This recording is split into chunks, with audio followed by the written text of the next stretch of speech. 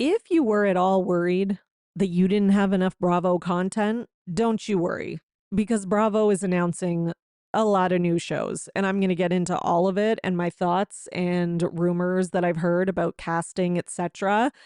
Before we get into all that, though, plus tons of other great Bravo news, I do want to say that my Valley after show recap for last week and this week's episode will be coming later this week because obviously I have to wait for the new episode on tomorrow, Tuesday.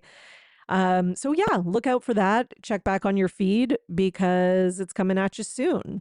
Meanwhile, enjoy today's episode. We've got Valley news, Summer House, tons of Summer House news. We've got Real Housewives of Atlanta, Real Housewives of Beverly Hills, Real Housewives of OC, Southern Hospitality, Vanderpump Rules, and much, much more. So enjoy today's episode. Welcome to the Bravo Papers, a safe space for all us Bravo fans who love to analyze, deconstruct, and talk about our favorite Bravo shows ad nauseum. So join me, Bravo and Botox, and we'll catch up on all the Bravo news and read way too much into our favorite shows and Bravo celebrities.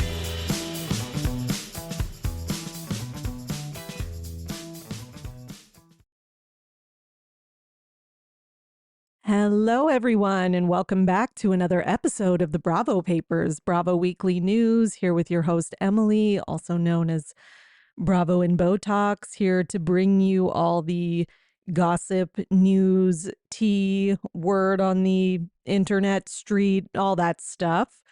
There's a lot of Summer House news today, I gotta say, but there's also a lot of Bravo general news or news in general because Bravo went ahead, and I'm going to start right with this, and they were like, let me be chaotic and announce 4 new shows in one day. So they did. And listen, all good news, because we need something. Like, look at right now, we're in kind of a drought, especially like what's going on with New Jersey, what's going on with RHONY, what's going on, so we need something. Okay, so new shows announced. The Real Housewives of Rhode Island. I mean, I'm in. That like I don't even need the description. That sounds amazing. Everything I've ever watched on TV in relation to scripted or unscripted in relation to Rhode Island, I have wanted more of. It's like Salt Lake City. It's like Utah. Like, just give me all the content. So I'm very excited about that. The description is set against the shores of the ocean state. The Real Housewives franchise expands into the world of a tight-knit circle of Rhode Islanders who have deep community roots and families that go back generations. With aspirational lives, thriving businesses, and tangled family dynamics, these decade-long friendships prove that in a state this small, there's no escaping your past or each other. Okay. They better make good on that promise of decade-long friendships. One of the reasons that Salt Lake City works so well is because the women actually had history together, even if they weren't like, even if every single one of them wasn't really close friends, they still had some kind of history or knew each other. Like, you had Meredith and Lisa, who'd been friends for a long time, like years and years, over a decade. You had Heather and Whitney, who were like distant cousins.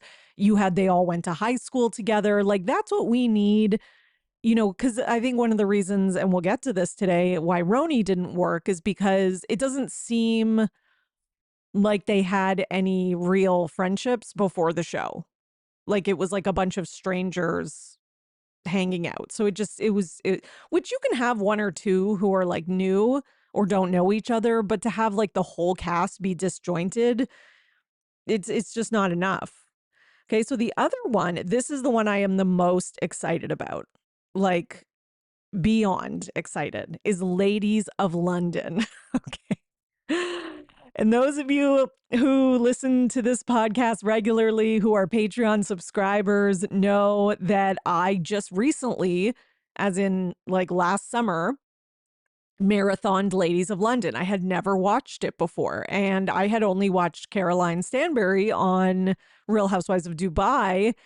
And, I'm a convert. Ladies of London was fantastic. It deserved way more seasons than it got. But because of all the shit that went down, because that cast was like cursed, it couldn't keep going. So I highly recommend, with Ladies of London returning, it's going to be a new cast, but I highly recommend that you go and watch those 3 seasons. They are so good and worth it, and just interesting and fun, and it's great. It's a great, great show. Like, I cannot recommend it more. And some of the stuff that has gone down that has happened to that cast while they were on the show and since then, like, I'm talking like one of their fiancés was like murdered by allegedly the Kremlin. Like, it is insanity. Okay. If you want, I recap every episode of all 3 seasons of Ladies of London on my Patreon. So you can go to patreon.com/Bravo and Botox. You can, just buy the Ladies of London episodes if you want, or you can just subscribe and like listen to them all if you're doing like a marathon. But, it's good. It's very, very good. Okay. So, Ladies of London, let's read their little description, is back with a new wave of British blue bloods, ambitious American expats, and glamorous international socialites. As tradition clashes with the fast-paced, globalized world, these power players redefine what it means to be a woman of status in one of the most iconic cities in the world. Here, connections are currency, and the crown isn't the only thing up for grabs. Okay. Our next show, which this is the one that I'm probably the second most well, okay, this one in Real Housewives of Rhode Island, I think I'm sort of like tied with excitement. Ladies of London is the one I'm the most excited about. Rhode Island and this one are in second place. So this is the Valley Persian style, which when I first read it, I was like, what? I was like, wait a minute. Is this Shaws of Sunset? Like, the first thing I thought when I saw Persian style, I was like, is this Shaws of Sunset?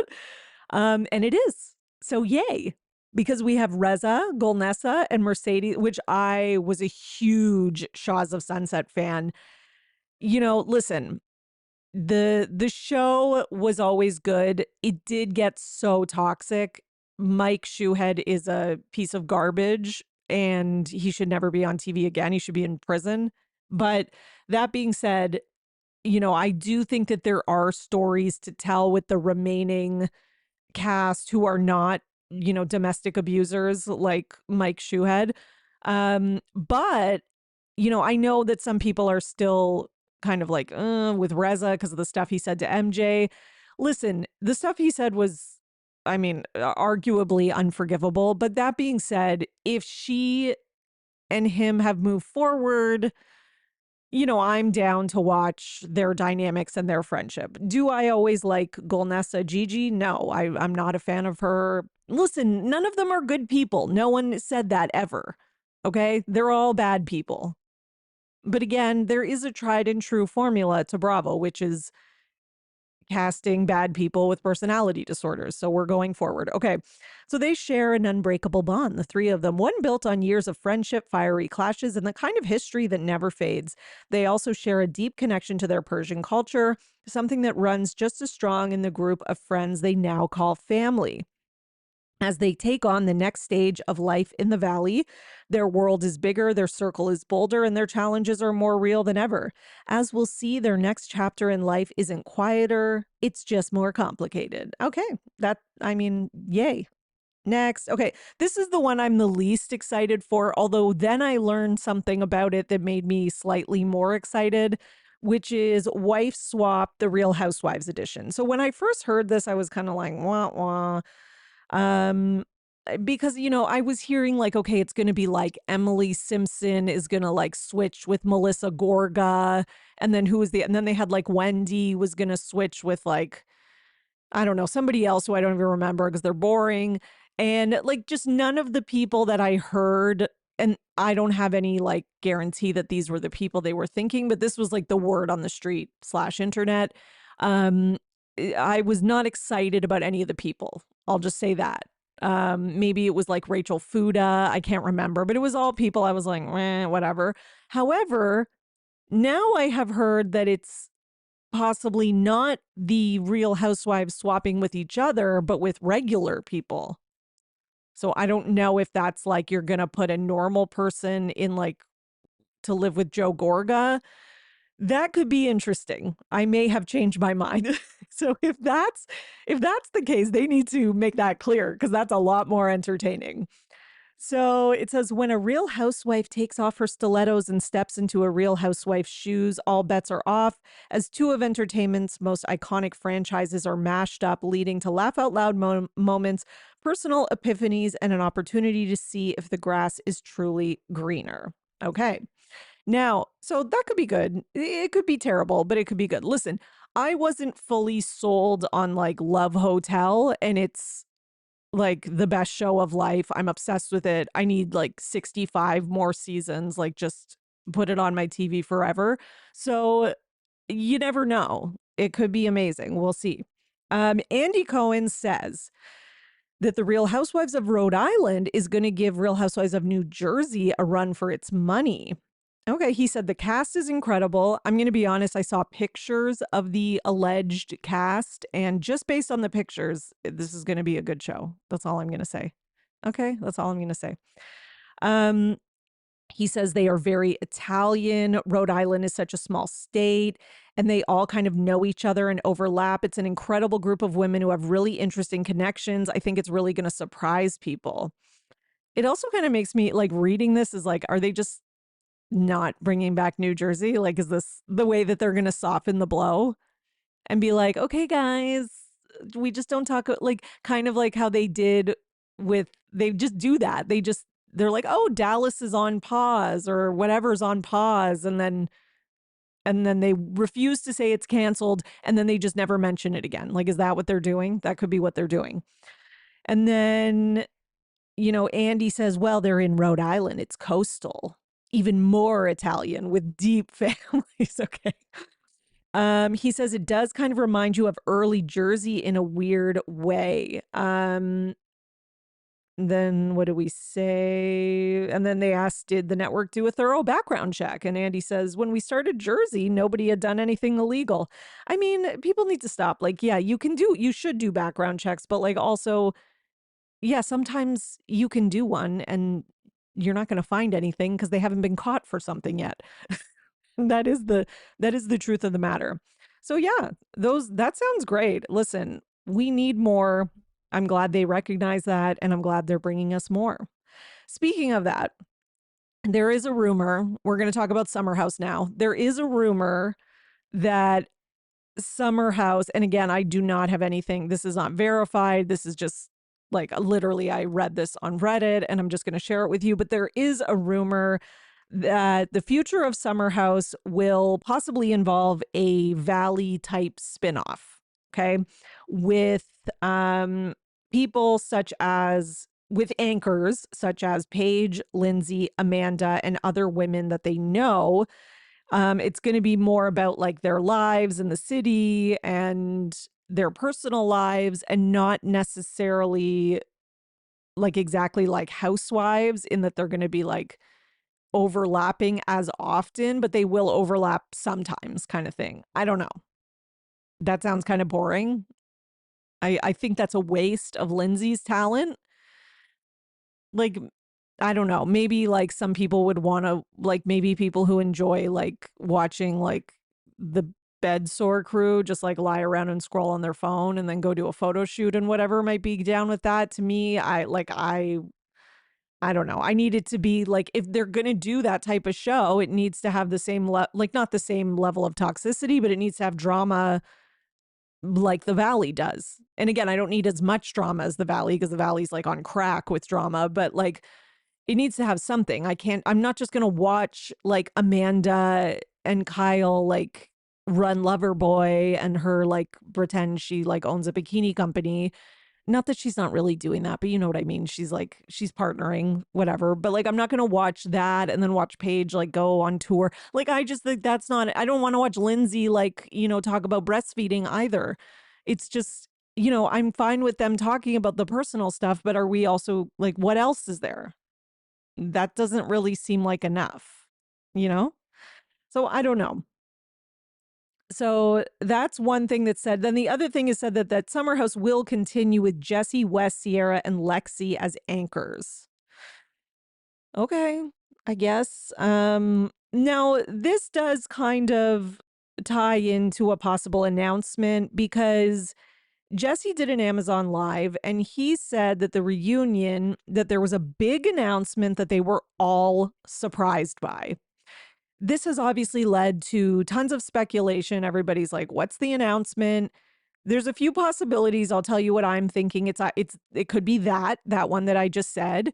It could be just a simplified version of that was my original thought, like Lindsay is leaving the show. Like I thought that could be an announcement in itself because Lindsay is the star of the show and has always been like the female lead.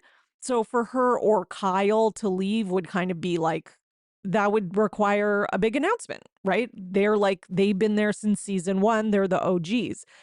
So I could just see it as Lindsay being like, I've had a baby, I'm not coming back. And that doesn't necessarily mean that there could be somebody else on the show who doesn't come back, like a Paige or a Sierra or something. It just may be not like an official announcement yet, you know? So I think that could be it. The other possibility is Amanda could be pregnant. People are saying that. Some people are guessing it's that Amanda and Kyle are separating. I don't know if they would like frame it that way as like, I don't know if Jesse would like Jesse's maybe kind of dumb if he would frame it and articulate it this way on an Amazon Live. It didn't seem like it was like good, exciting news, but it didn't seem like bad news. He was just kind of keeping it pretty neutral, so it's hard to tell. So some people are like, Kyle and Amanda are getting separated. Kyle and Amanda are pregnant. Lindsay's leaving the show. They're all leaving the show. I don't know. I mean, this is the time though, right? Because they start filming their next season this summer. So I would think that there would be an announcement around now about casting or sometime soon when it comes to casting. But even this could be a little soon to announce it to the public. So I don't know. I don't know. But anyways, those are all the possibilities that I have also seen floating around. Okay. What else do we have from Summer House? So so Jesse continues to be the worst on social media and he's continuing to get kind of ripped apart online. He posted this video where he's like walking in New York and he's like, "Oh my God, I ran into this girl this morning and she told me that like she loves me and that all the hate I'm getting is like way too much." And I was like, "Really?" And he said, and then he kind of mentions like this happens a lot. Um, and then he's like, "Wow, like that's crazy." And then people in the comments were like, me when I lie, like just like making fun of him and not believing what he said. So, yeah. And then he also mentioned that he is out of the comments. So Jesse is no longer going to be in the comment section and it makes him sad because he wishes that there was a way he could still interact with the nice fans. And it's all very like I'm the victim, everyone's mean to me, the end. That's basically it. Meanwhile, um this week Summer House has bled into social media as well because we had that scene where Carl was talking about how he believes Lindsay is embarrassed, which was annoying. All my thoughts on that are I am recapping Summer House on the patreon.com/Bravo and Botox if you're interested.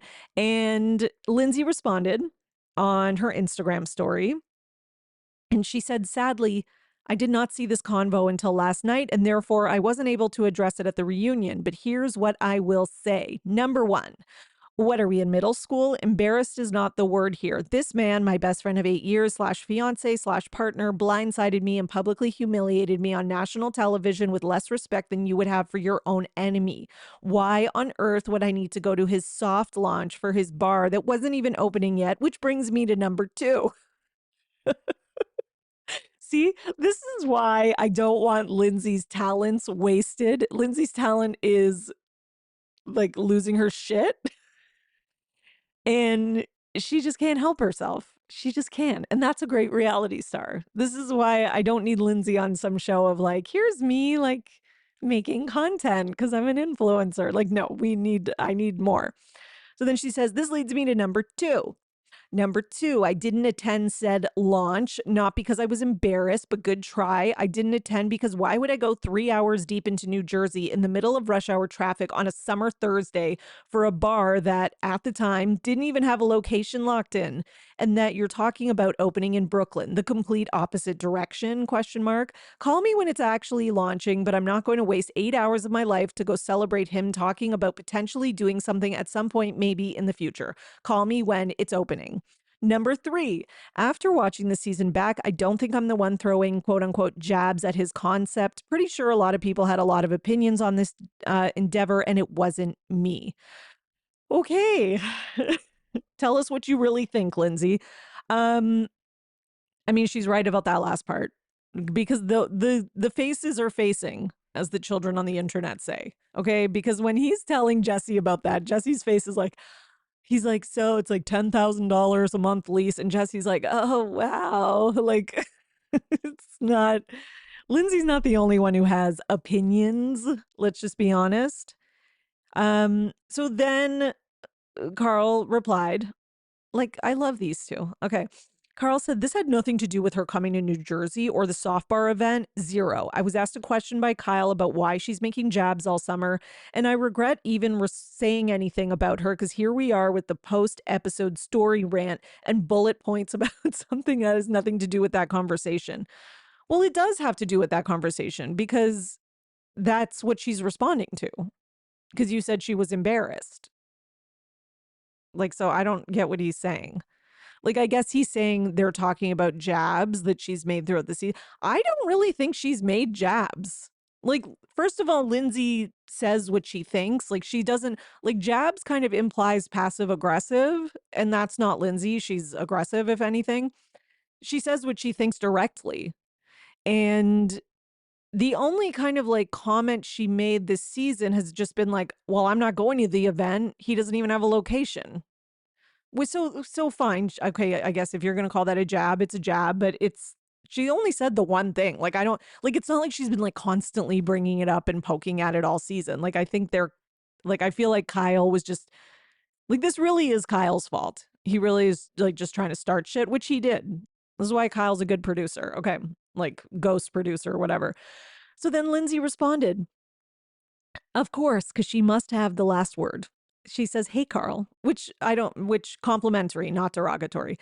Hey, Carl, if all you're getting from me are jabs after the insane disrespect and gaslighting you showed me the season before, you should be thanking, your lucky stars. Sorry, seems like someone is a little soft.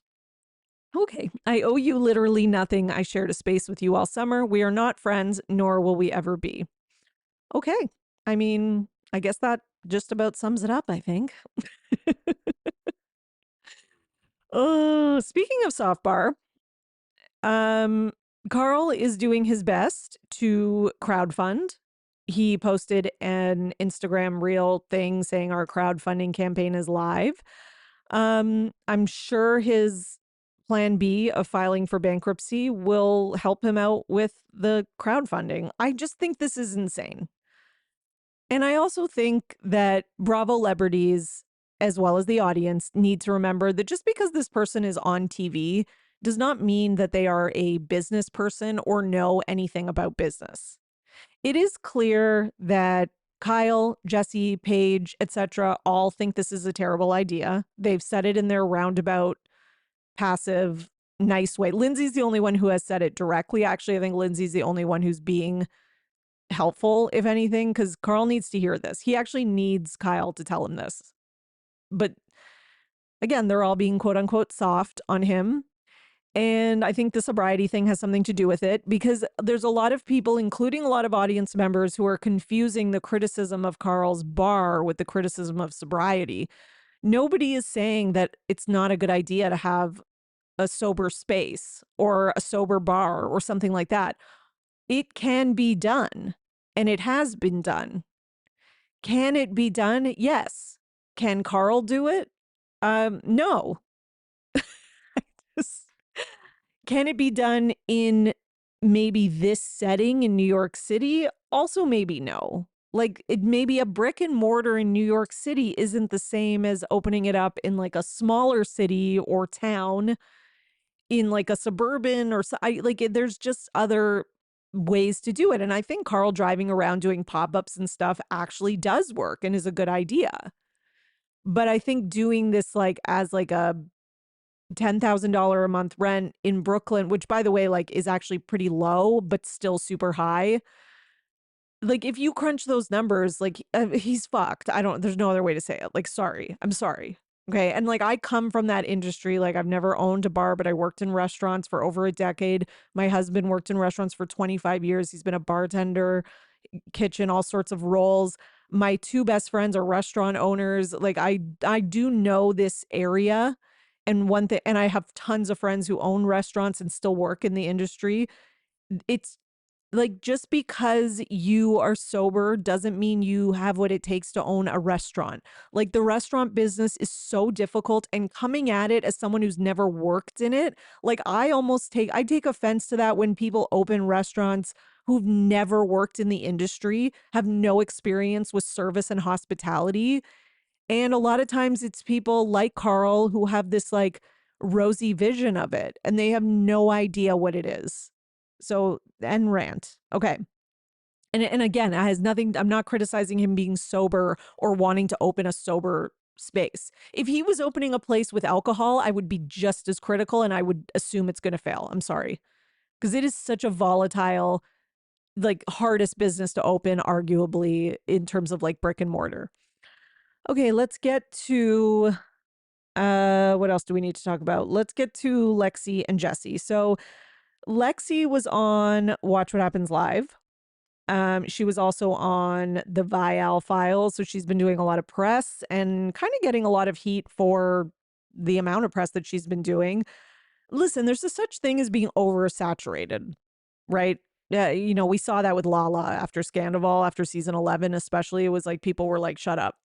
So, okay, where was I?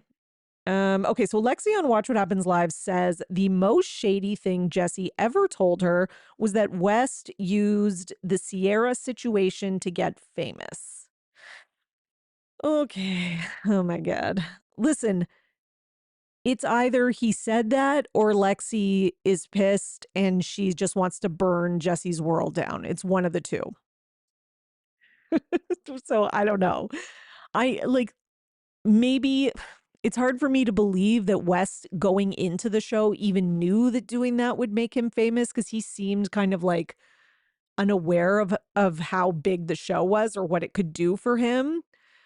But that being said, it doesn't mean he could kind of like be like, okay, well, I'm supposed to like do something and this girl's hot. So like two birds with one stone. Like, you know, the answer could be somewhere in the middle. I don't know. But she said that, so we will see. We'll see if that, I mean, the reunion's already filmed. That's the problem. So we'll see if there's any response. When asked about dating Drake, she takes a drink and passes on the question. Probably because she didn't really date him. She probably like went out like once or like they hooked up or something. But she wants us to all think it's bigger than it is. So I think that's why she's like, no, let me take a sip. Like she's very well media trained. That's one thing I've noticed about her. Lexi says she doesn't know why Sierra would say that it's not true that her and Jesse went out the day of Lexi's birthday because she says she spoke to Sierra about this, who said they did go out for lunch that day. And Jesse also posted it on his Instagram stories, which she has screenshots of. So she says they admitted that they went to lunch. And she says, so, you know, like if this is a thing, like take it up with Jesse. Like he posted it on his Instagram. I guess like maybe Sierra's defense, I'm sure, I haven't even watched the reunion, obviously, because it hasn't come out, but I'm sure Sierra's going to say like, we went out for lunch that day, but it had nothing to do with it being like the day of your birthday party. Like I didn't even realize it was that day, etc. Like that's probably going to be what they're going to say. Because if he posted it on his Instagram story, there's like not much that you can deny when it comes to looking at that. Okay, what else? Meanwhile, on the Vial files, apparently Lexi was told while she was on by Nick that Jesse was supposed to come on the show, and he kind of gave a runaround. He gave Nick the runaround, sorry. So I guess what he said to Nick was like, I would have come on the show, and I guess he was just kind of like flaking with like dates, etc. But eventually the reason was kind of like, well, I don't want to come out and talk more about Lexi because it might hurt her if I come on and do an interview. So Nick tells this to Lexi during their podcast interview, and she lets Lexi like read the text from Jesse, although they don't like read them all verbatim on the show. And Lexi's like, you know, basically she says he's a liar and that, you know, you can't trust anything that he says. So it's kind of like she's using him, or he's using Lexi as an excuse to not go on the show and like answer for things. That's kind of Lexi's take on it. Um I didn't think that there was really like a ton of meaty information. I guess a couple of the biggest things that came out of it is that Sierra asked Lexi not to speak on her in interviews, like good or bad, and just not speak on her at all. Sorry, there's like this crazy car like revving around in my neighborhood making so much noise. The other thing is that, so it doesn't seem like they are friendly or friends at this point, obviously. I don't think that's surprising to anyone. The other thing was that Jesse, I guess, Lexi says that Jesse cared a lot about like fame and like getting famous, and that he was like, you know, like kind of saw like what the relationship with Sierra did for Wes last year, and like was making comments to Lexi like, oh my God, look, you know, look how much press you're getting and like stuff like that. But she says that again, like in private, he was very like, I want you to be my girlfriend, etc. But then in public, his actions were saying something different. And that's pretty much, yeah, that's pretty much the gist. Like, I wouldn't say there's anything else that's like groundbreaking from that interview, to be honest. And, you know, I really think that I do think Lexi needs to cool it on the interview because, listen, they didn't date that long. We'll start with that. And second of all, it is getting repetitive. And, you know, she is well media trained. She's good at answering interview questions and keeping it like political, but also like vague, specific enough to give you a little taste, but like vague enough that it can be interpreted like in a way that's beneficial to her. But one thing that she's doing kind of wrong, in my opinion, is like she's too much out there, right? Because then she's like on Watch What Happens Live again. And I don't know, I just thought it was a lot. Um, anyways, listen, I understand she wants to tell her side of the story. I get all that, but there's also the reunion is still coming. Like there's still so much time. So it's like, okay, calm down. Okay, in other news, Sierra said when asked about Lexi coming back, she says, if Lexi's here next year, great. But if she's not, see ya. I'll never have to see her again. I'm used to people coming in and out and not staying. I just don't care, honestly. Okay. I mean, I can see why Sierra would say that. Now, that being said, to me, this is actually the issue of the whole show. This is actually the problem with the show, is that it used to be like a show about like a legit group of friends. And then, you know, where it's like people cared about each other and about their friendships. And now it's become kind of like a show about like a few OGs who are legit friends, but then they keep these like random new people like recycling in. And it seems like the OGs just don't, and it's not just Sierra, but it's like they'll be nice to them, nice enough, but it's like rare that someone really penetrates like the original group. And that's why I kind of think like it's just not working. Like you need, the show is still good because we have the OG group and they're like fun to watch and all that, but you still need like a group of people that are legitimately friends. And that's the other thing. It's like you can tell like Sierra, Paige, Amanda, like it's even Lindsay this year because she's pregnant. Like they don't really want to party with everyone. It's like they're just doing it as like, okay, this is my job. I have to. The producer said, like, so I don't know. Something's got to change. Like, I don't think we can keep going like this, nor do I want to continue watching people like Imrul and whoever like come in and just kind of get like spat back out again. You know, I understand like Jesse and West lasted, you know, because they were able to like kind of get in with the group. And a lot of it was, I think, because they were liked by the audience. So the group kind of had to let them in, but they, they genuinely seem to get along with them. But that's pretty rare. And even all that said, they're still like Jesse and West and Lexi, for example, are in such a different phase of life than some of the other people. So I don't know. There's got to be some changes to this show. Okay. What else we got on Summer House? Is that everything?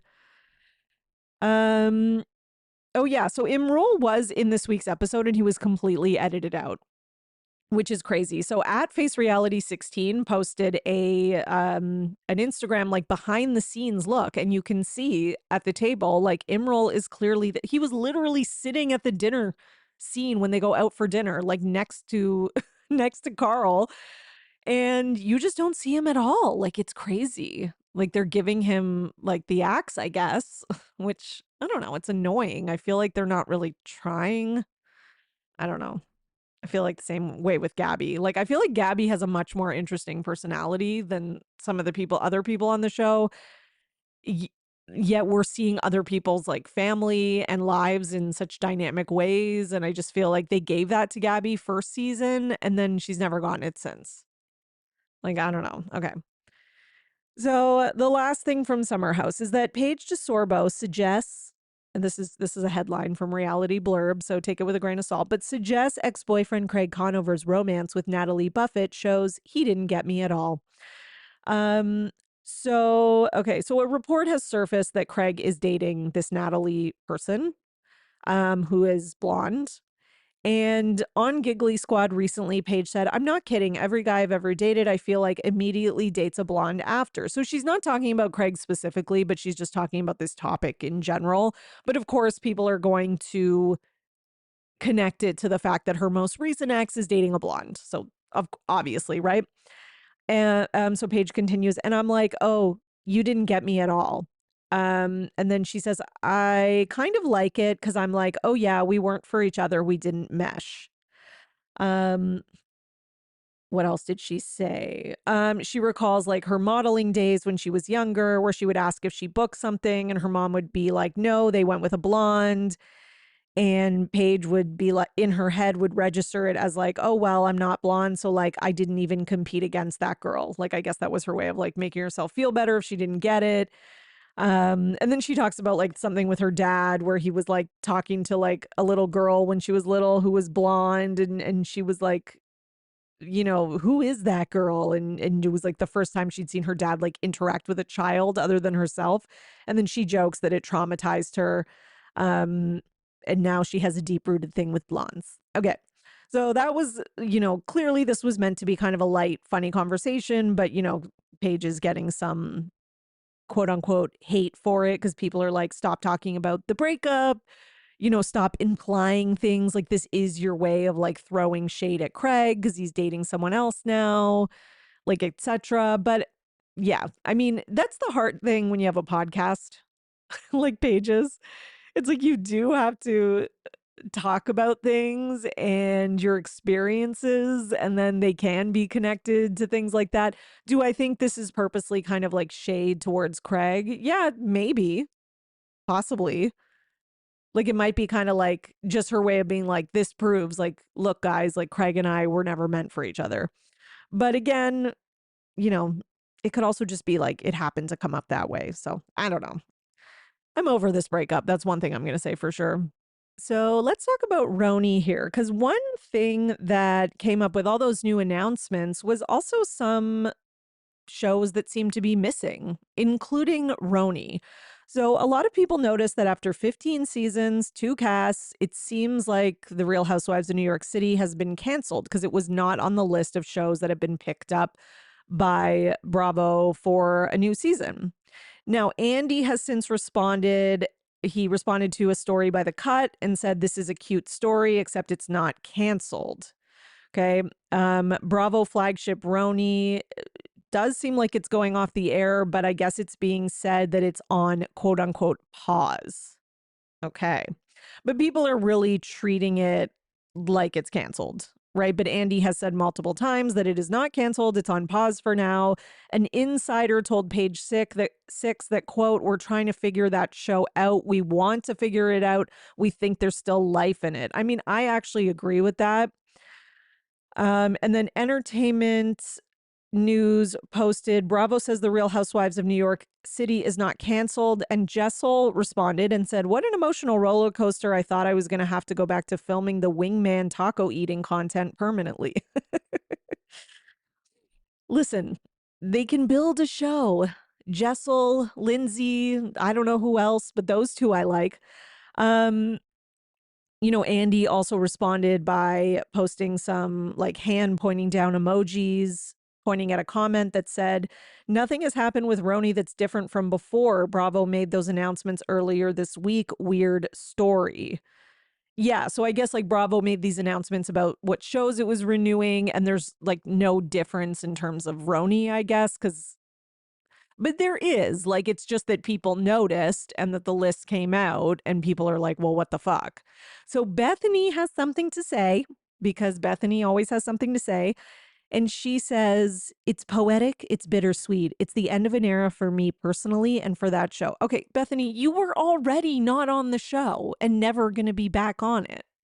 Like she's this is the most Bethany thing, which this is entertaining to me. This is like the side of Bethany where I'm like, yeah, keep doing this stuff. Like this is like light and funny and not detrimental to the world. But she's like, "The powers that be pandered to society. And if you try to please everybody, you please nobody. They cast this glossy, curated version of what they thought people wanted New York City to be, instead of just a group of friends that live in New York City being ridiculous, crazy, imperfect, making mistakes, lying, cheating, stealing, copying, and berating, and in some cases, shitting their pants. And people loved it because no matter what, it was real."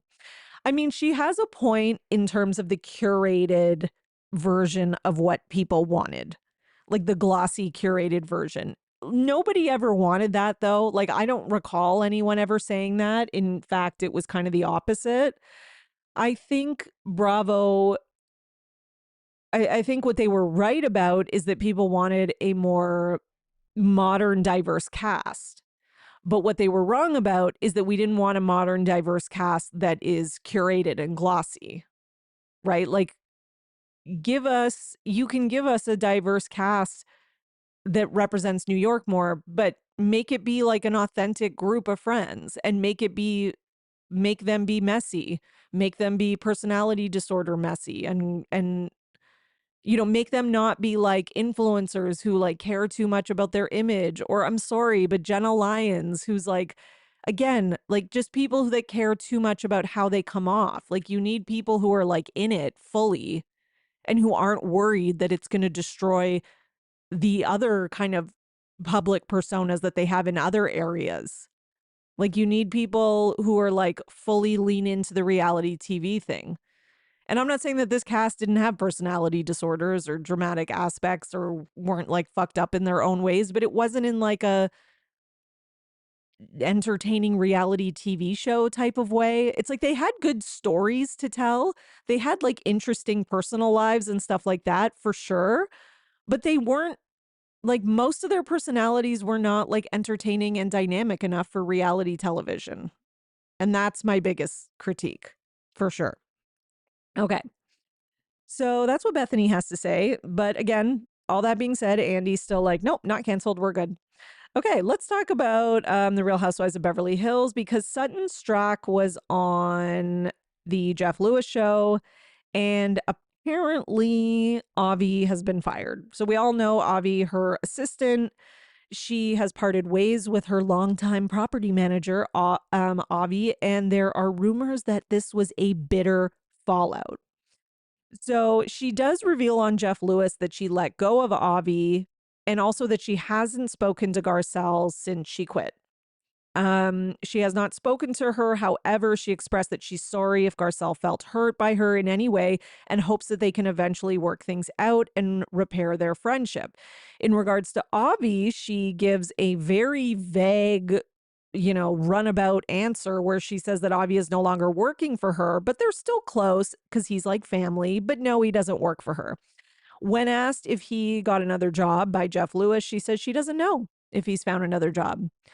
When asked, she also says that it just didn't work out, but she loves him. Like, she really won't give any specifics at all.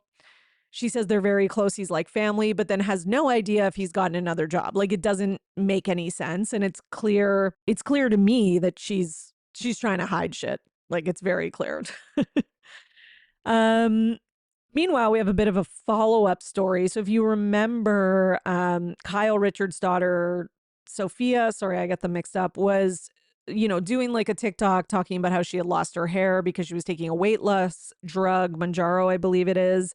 She was asked by Access Hollywood about this and about the backlash that she received. And she basically said, well, I've been on it. I've lost 30 pounds. So, like, it's not like I'm losing from like what I am now, but I've lost 30 pounds. And she's like, I'm sorry if, that's not fat enough for people, but I didn't feel good and I feel better now and da da da.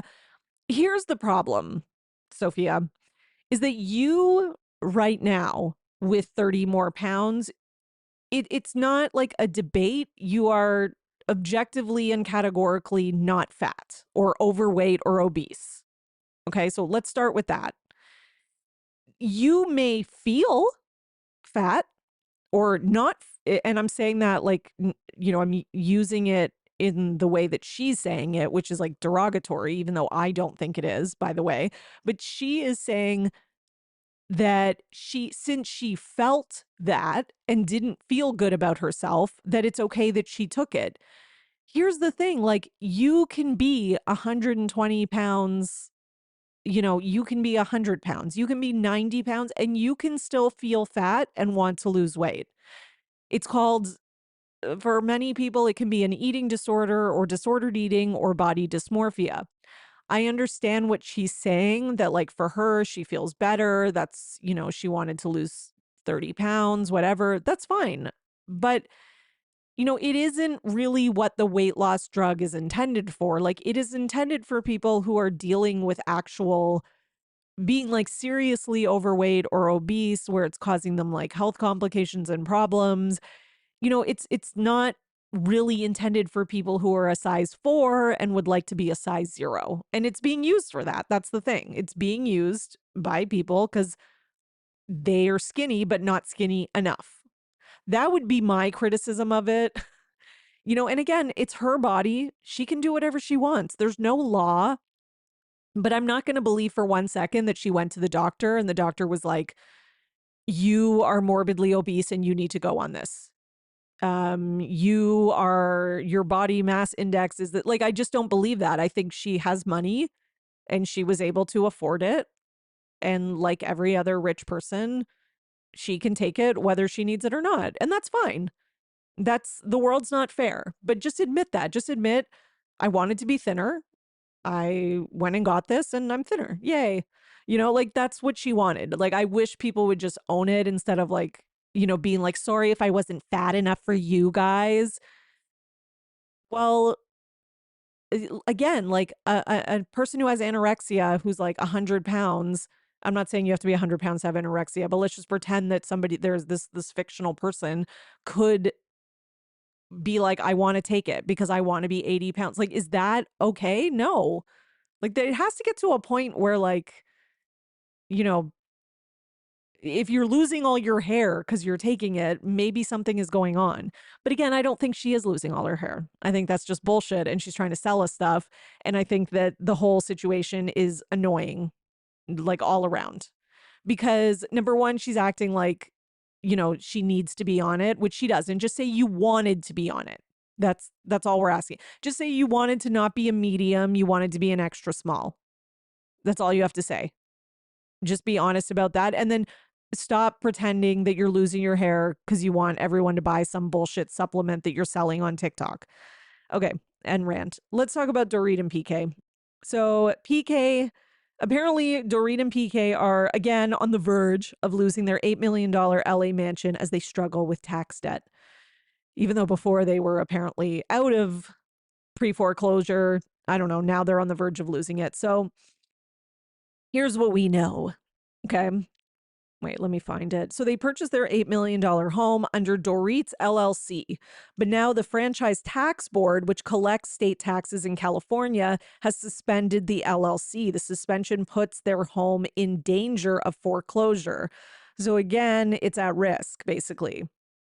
So where else was I? So basically for the FTB to suspend the LLC, it means that PK and Dorit have not paid taxes or filed returns for a while. A lender can default for non-monetary violations like non-payment of property taxes or if the entity is suspended. This is according to Yahoo Entertainment. There are many covenants to a loan besides making the payments on time. Okay. So there were reports about it being in foreclosure, as we remember, and then Dorit gave us that whole like bullshit thing at the reunion of like, well, he said, he called them. He said it's taken care of.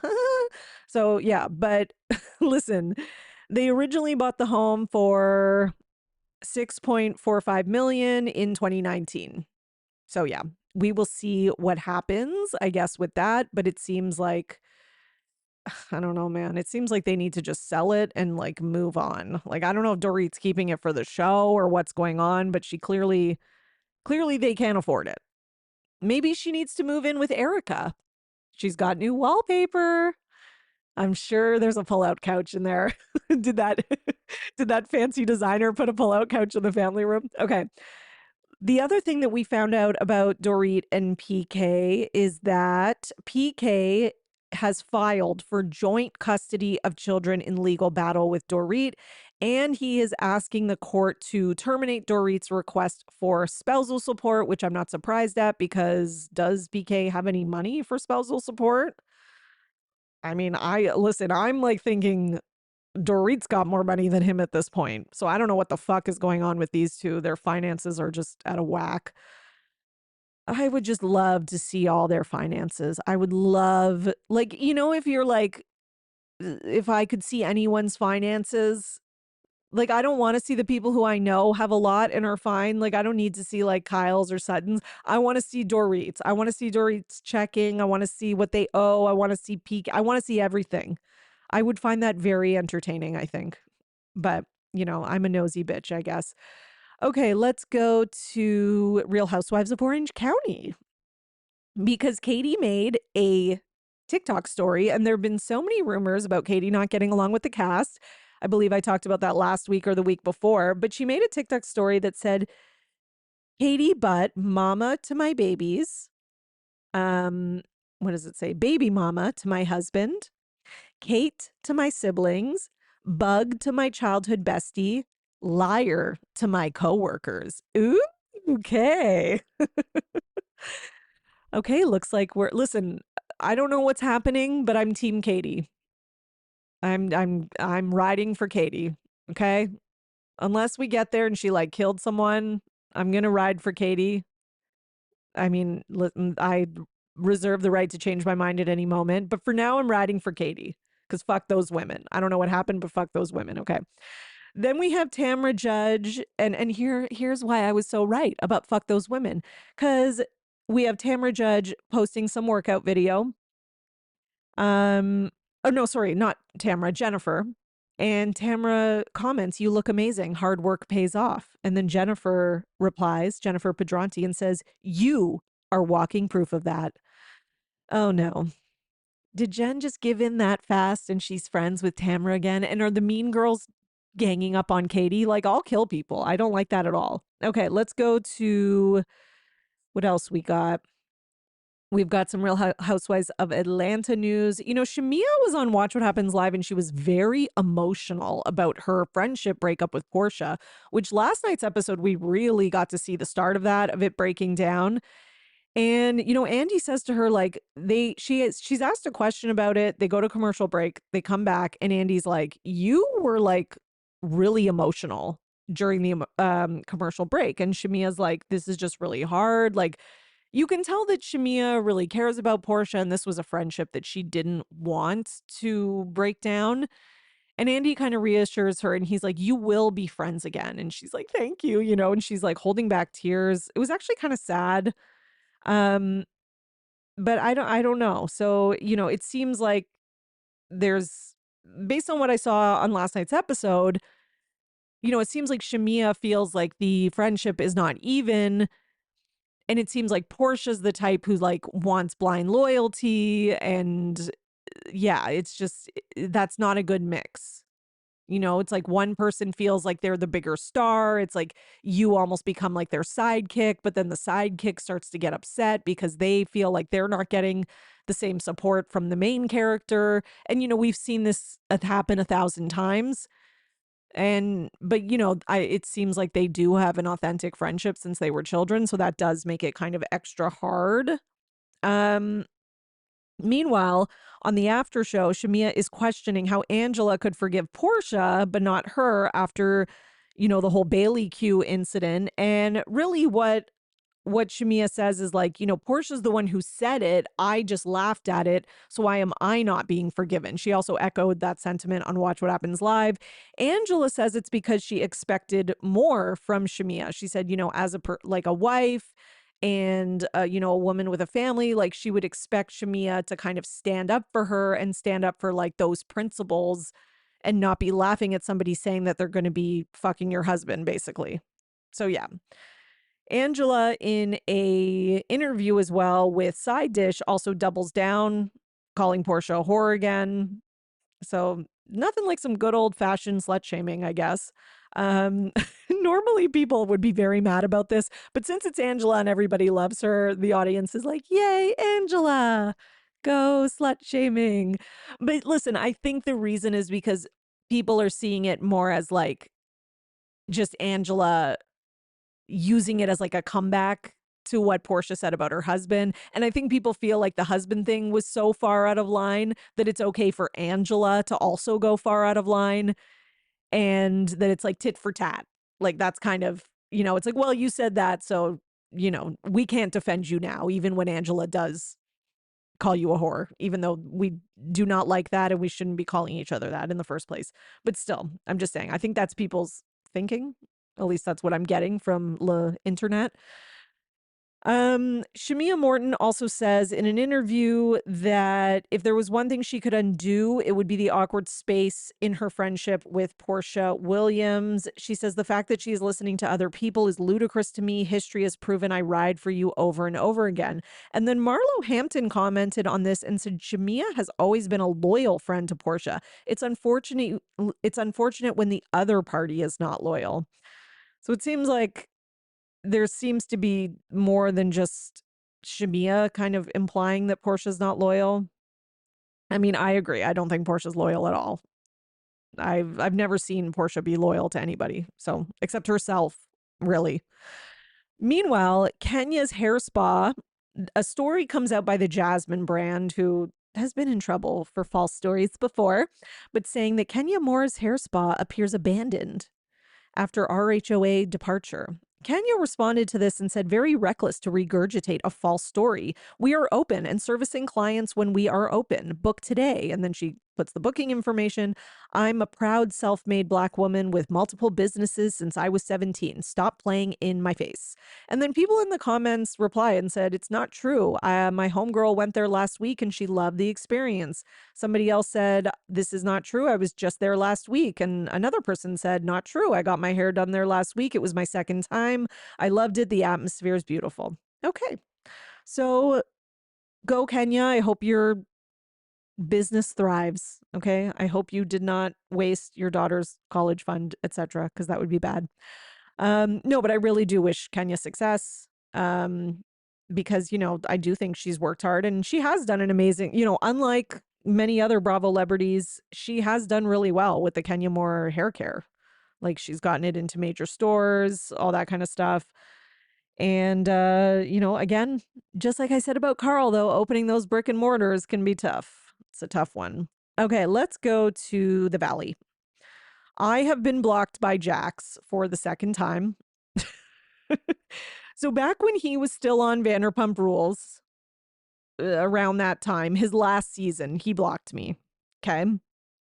Then Jax had his whole like epiphany when the Valley got picked up and became a show, and he was like, I'm not going to be such a thin-skinned whatever. I've changed, everyone. I'm not going to block all of you. And then he unblocked like a million people, myself included.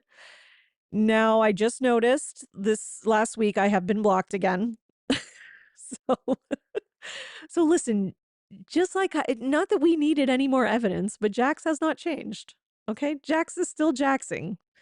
I guess he doesn't like my Twitter roundups. I'm sorry, Jax. Okay, because you're a psycho. That's not my fault. It's not my fault everybody's tweeting about you.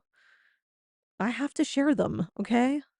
Anyways, not that I give a fuck or I look at Jax's Instagram because I literally don't. But, the only reason I follow a lot of Bravo Lebs is like some of them I follow because I legit like them, but I follow all of them, whether I like them or not, just to report to you guys. Like that's really it, right? In case something comes up or I share stuff to my story so people can see what the Bravo Lebs are up to. Sometimes I don't like doing it because then I get people in my comments. Like I'll like share a picture of like Teresa Giudice like on vacation with someone and people will be like, fuck Teresa Giudice. I'm like, I'm just sharing information, okay? I don't need to hear your dissertation on whether you like her or not. Okay, so the Valley Stars, Michelle Saney and Sheena Shea. I take issue with this headline because Sheena is not a Valley Star. Fuck off.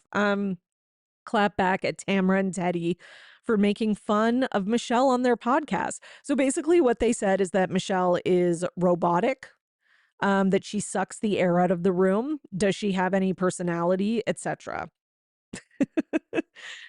And Michelle responded and said, hi, I am a real person, a human being, not AI, because they called her like she sounds like AI, robotic. She says, you really don't know me, but thanks for the support. Real girl's girl. I was going through a nasty divorce and my mom was in chemo. And by the way, I've never done Botox in my life. Okay, don't throw in the my mom was in chemo, because sometimes I hate when people do that. Like you're on a reality show. I get you're going through a hard time. So's Teddy is literally like fighting for her life. So Teddy could say like, well, I'm fighting for my life. So I need to like make fun of people on reality TV to make myself feel better and distract myself. Like anyone could use what they're going through and we don't all know what you're going through at any moment. So like I didn't like I now that she said that it's kind of coming back to me that her mom had cancer. I think she had mentioned it, but I had for like again, we don't know these people. We're just watching them on TV for entertainment. And I hate that I'm defending Teddy and Tamra, but they have the right to watch the show and give their thoughts on it if that's what they do on the show. It's a recap show. And listen, if they were criticizing Jesse and saying, and which I'm sure they did as well, but it just say if it was about Jesse, I'm sure Michelle has nothing to say about that, right? Like it's. Then Sheena responded to Michelle and said, those who actually know you know this and love you for you. You'd think women who have been on reality TV would understand that there's always more to the story than shown. I get it. They're doing their job, but it's wild to me how people are siding with Jesse. They just don't know the whole story yet. Yeah, listen, I get Michelle's frustration because she is getting a lot of hate. And I think there are a lot of people who are Team Jesse. So I understand why she's frustrated. I totally get it. And I understand what Sheena's saying, like these women are on reality TV, etc. True, but they're not on your show. So they don't know all that stuff, right? And they are kind of doing a job for the fans. That being said, Teddy also is one to talk because she also sucked the air out of the room in every scene she was in, and she was also boring and robotic. So Tamra can make that criticism because she's actually, even though she's a nightmare the last couple of years, she does have a history of giving us good television. So fine. Teddy's not really one to make that critique. I'm on no one's side with this. I don't like any of these four. Like I can't. Okay. Well, Sheena's given us good TV. I'll tell you that. Even though she can be a nightmare too. There you go. All right. Meanwhile, what else we got for the Valley? Zach and Michelle were on Watch What Happens Live. Michelle admits that she made a mistake with trying to kick Jesse out of the trip that he planned. She said she was very emotional. She was going through a hard time. She wasn't thinking straight. We all make mistakes. She also says that Isabella is doing great because despite the fighting her and Jesse have, they both are great parents. They put Isabella first and they prioritize her. So that's good to hear because Isabella is a queen. Love Isabella. Zach says, doubles down and says Jax is worse than before he went to rehab. Zach says that he has, in his 10 years of knowing Jax since he started dating Brittany, he has seen moments in the last 9 years where Jax has shown a little bit of change or growth. He says, however, this is not one of those times. He says at this point, he is definitely worse than before he went into rehab. Okay. I believe Zach because I think that rehab, when you have someone who's like a narcissist or like sociopath qualities, at least, I think therapy a lot of time makes them stronger. Like they learn how to use therapy speak and they learn how to use that to manipulate more, and it can actually make them worse. So I kind of believe him. Like rehab's great. I hope it's helped him be sober. Fine, but I don't think you can cure Jax's personality. I think that's just what it is. So, yeah. Okay, what else we got? Oh yeah, we have some Vanderpump Rules news. So Ariana was on Watch What Happens Live. She also is the host of the new season of Love Island. The commercials have come out, and that's why she was on Watch What Happens Live. And some things that she said. She said her and Tom Sandoval are still in the process of selling their home. He lives there, she does not. And hopefully, she said it looks like it will be wrapped up soon. Okay, thank God. She said LVP went the easiest on Tom Schwartz on Vanderpump Rules. So in terms of like who she came down on, etc., she said she went easiest on Tom Schwartz. She said her and Schwartz are cordial, but they have no relationship. So this was in question to them being at Kristen's baby shower. She said they can be cordial, but it's not like they're like friends or anything. When asked, she said that Sheena is vying more for a spot on the Valley over Lala, but she says also Sheena doesn't need to try as hard. So I guess like implying that Sheena's more of a natural fit. Um, she also says that Dancing with the Stars doesn't like it when people pitch themselves. Sheena. So I guess that's why, like in reference to like, will Sheena be on Dancing with the Stars? She has not spoken to Lala since the reunion. And she also hinted that she may be going back to Chicago on Broadway. So there we go, which good for her. Listen, she has no reason to go back to Vanderpump Rules or The Valley or any other show. So good for her. And I hope she never talks to Lala again. I think that would be good. I wouldn't mind seeing her like just do like a little like guest appearance on The Valley, like one scene in one episode, just like a pop in, like, hey guys, like how Kristen did when after the whole like Scandival thing. Like I could watch that. That would be good. But like she doesn't need to be a friend of her. She's got her own stuff. LVP on the Housewives Nightcap podcast calls out Sheena for daring to bite the hand that feeds her, which she claims she never would do. So she says that Sheena is like, using her to sell books. And she says, she's basically accrediting Sheena's success to her and says, like, now you're going to bite the hand that feeds you.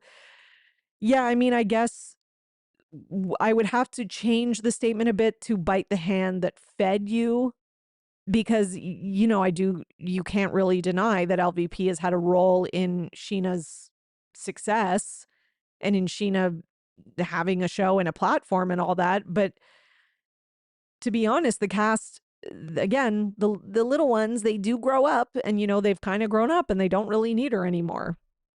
So, and at the end of the day, I get she's like, is a producer by name on the Valley, but I think has no control over it. So I don't think like they need her to stay on the show or be on the show. She says she's a producer on the Valley because the cast came mainly from her restaurant.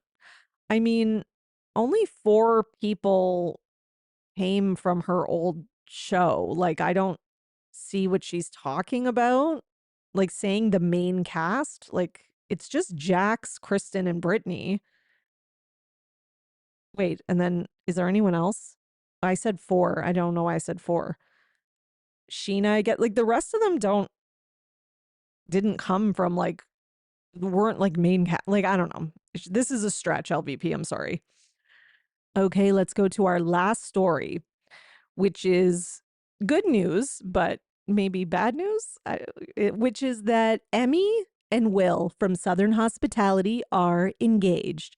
Emmy says that he is her best friend and soulmate. So this is a story that they did for People magazine. All the pictures of him proposing and of them all like posing and being all lovey-dovey. Basically, they are engaged after nearly 4 years of dating. Will proposed in Saint Tropez with a custom-made emerald-cut diamond ring that he designed with Emmy's mother. Okay. They look very happy. Will says she's his world, his biggest cheerleader. She's been his rock. A lot of things that have to do more with him than with Emmy's personality, but okay. Again, like every time he talks about her, it's about like what she can do for him rather than like what about her she likes. Just saying. Anyways, congratulations to them. Wishing them all the best, and I hope they're happy, but also you know what I'm thinking, everybody, right? Is this going to end well? Are they going to make it down the aisle? I don't know. Listen, I hope everything goes well for them and they live happily ever after, but it seems like a mistake. I don't know. I hate to be that person, but yeah. Anyways, that's all we got for today. So thank you everyone for joining in and listening today. For more content and recaps of The Valley, Summer House, Real Housewives of Atlanta, head over to my Patreon, patreon.com/Bravo and Botox. And until next time, you are now in the know for everything Bravo. Bye. Thanks for listening, everyone. Your support really means everything to me. And this show wouldn't be possible without you, the listeners. So please, if you enjoy the podcast, leave a 5-star rating and subscribe so you don't miss an episode. For more, you can join my Patreon, patreon.com/Bravo and Botox. And for $5 a month, you'll get 4 extra podcast episodes a month. You'll also get early releases of Bravo Paper episodes and more. Please also subscribe to my YouTube channel @The Bravo Papers and follow me on Twitter, Instagram, @Bravo and Botox and @The Bravo Papers. If you'd like to buy me a coffee, you can at buymeacoffee.com/Bravo and Botox. Send your love through some much needed caffeine. And any guest that was on today's episode will be in the show notes, all their social media and contact information.